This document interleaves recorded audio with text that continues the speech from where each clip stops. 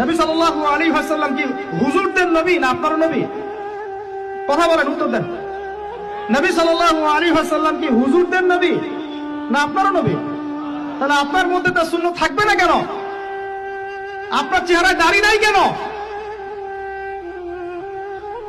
আপনার প্যান্টটা টাকনুর নিচে কেন?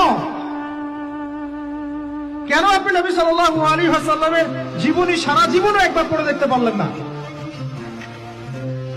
নবী সাল্লাল্লাহু আলাইহি ওয়াসাল্লাম 23 বছর আপনার আমার জন্য কষ্ট করেছেন, মানুষের মার খেয়েছেন, গাল খেয়েছেন, তাকে 15 বার হত্যা করার চেষ্টা করা হয়েছে, তাকে দেশ থেকে বের করে দেওয়া হয়েছে, গলায় দড়ি পেঁচিয়ে টান দেওয়া হয়েছে, পিঠের মধ্যে উঠে নাড়ি ভুড়ি চাপানো হয়েছে, দাঁত ঘুষি মেরে দাঁত ফেলে দেওয়া হয়েছে, মাথা ফাটিয়ে দেওয়া হয়েছে, পা ভেঙে দেওয়া হয়েছে। কাদের জন্য? তার জন্য। তা আপনি আমি কেন তার জীবনী পড়ে দেখলাম না কখনো? কেন আপনার চেহারায় দাড়ি থাকবে না, আমার চেহারা দাড়ি থাকবে না? কেন আমাদের প্যান্ট টাকনুর নিচে উপরে থাকবে না? কেন আমাদের কথাবার্তা, চাল চলন, খাওয়া দাওয়া, ইস্তেঞ্জা করা, নামাজ পড়া, প্রতিটা অ্যাক্টিভিটি সুন্নাহ মাফিক কেন হবে না? এটা আপনাকে হুজুরকে শেখাতে হবে কেন? এটা তো আপনার দায়িত্ব, শেখা নিজের দায়িত্ব। আল্লাহ রাস্তায় বের হতে আপনাকে বলতে হবে কেন? নিজের তাগাদা থেকে আপনি বের হবেন। হুজুররা কবরে যাবে, আপনি যাবেন না?